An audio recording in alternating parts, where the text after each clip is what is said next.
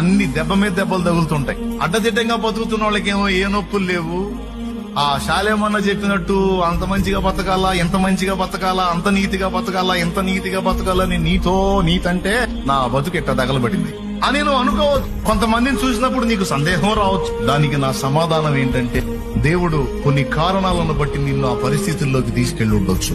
నీ మనస్తత్వము లో మార్పు వచ్చిద్దా, నువ్వు అంతే ఉంటావా? అవతల వాళ్ళకి మేలు చేసి నువ్వు కీడులో పడతావు. నీకు డౌట్ వచ్చింది, ఇదేంది నేను మంచి చేసి నేను ఇబ్బందులు పడుతున్నానేంటి. కొంతమంది ఏమనుకుంటారో తెలుసా, అబ్బాయి న్యాయానికి కూడలేదురా, మంచికి పోతే చెడులు ఎదురొస్తున్నాయి కాబట్టి ఇక మనం మంచిగా ఉంటే కుదరదు, మనం కూడా రివర్స్ అవ్వాల్సిందే, మనం కూడా వాళ్ళకంటే దరిద్రంగా తయారైతేనే అని నువ్వు దరిద్రంగా మారుతావా? లేకపోతే వంచనకు గురైనా, అన్యాయాన్ని పొందినా, నీతిగా నిలబడి నష్టపోయినా నీ తత్వాన్ని మార్చుకోకుండా నువ్వు స్థిరంగా ఉంటావా అనే ఒక ఎగ్జామ్ కోసం, ఒక పరీక్ష కోసం దేవుడు నీకు కొన్ని శ్రమలను అనుమతించే అవకాశం ఉంది.